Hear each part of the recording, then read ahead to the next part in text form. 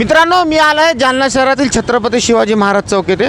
जालना शहरामध्ये छत्रपती शिवाजी महाराज जो चौक जो आहे, या चौकामधला जो छत्रपती शिवाजी महाराजांचा पुतळा जे स्मारक आहे, हे 28 जानेवारी 1969 रोजी या जालना शहरामध्ये बसवलेला आहे।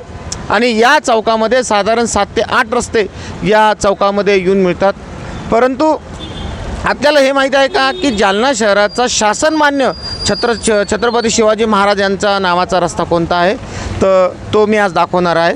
शासनमान्य म्हणजे की भारत स्वतंत्र झाल्यानंतर तत्कालीन नगरपालिकेने जे रस्त्यांची निर्मिती केली होती आणि रस्त्यांना नावं दिलेले होते की Mahatma Gandhi road, Sarojini Devi road, Subhashchandra Bose road, Nehru road, असे जे नाव दिलेले होते, असं एक नाव होतं छत्रपती शिवाजी महाराज रस्ता।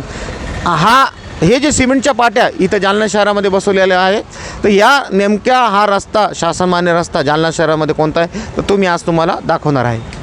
मित्रांनो, माझ्या पाठीमागे जे बघत आहात हे लाईटाची डिपी जी आहे, मी पोचलो आहे जुन्या जालना येथील कचेरी रोड ते कचेरी रोड। आणि माझ्या डाव्या बाजूला आहे काल्या मस्जिदचा एरिया, समोर आहे पाठक मंगल कार्यालय त्यांचं पाठक निवासस्थान, आणि उजव्या बाजूला आहे मुक्तेश्वरदार। अशा ठिकाणी असलेलं हे छत्रपती शिवाजी महाराजांचं शासनमान्य रस्ता जो आहे तो मी तुम्हाला दाखवत आहे। मित्रांनो, हे आहे पाठक यांचं निवासस्थान, आणि ही समोर जे बघत आहात ही उर्दू हायस्कूल आहे। जुन्या जालन्यातली ही काली मस्जिद आहे, काली मस्जिद, आणि हा कचेरी रोड आहे। कचेरी रोड हा कदीम पोलीस स्टेशन, आणि समोर आहे श्री मुक्तेश्वरद्वार।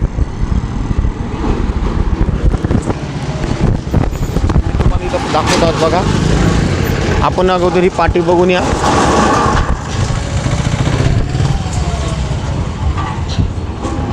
ही पाटी इथं बघत आहोत। मित्रांनो, या लाईटाच्या डिपीजवळ आपण इथं लोकेशन बघू शकता। याच ठिकाणी होती या छत्रपती शिवाजी महाराजांच्या नावाची अधिकृत शासनमान्य पाटी। आपण हे लोकेशन बघू शकता इथं छत्रपती शिवाजी महाराजांची। आणि हा जो आपण आता फोटो बघत आहात, हा 6 एप्रिल 2021 रोजी काढलेला फोटो आहे। 6 एप्रिल 2021 रोजी काढलेला फोटो आहे।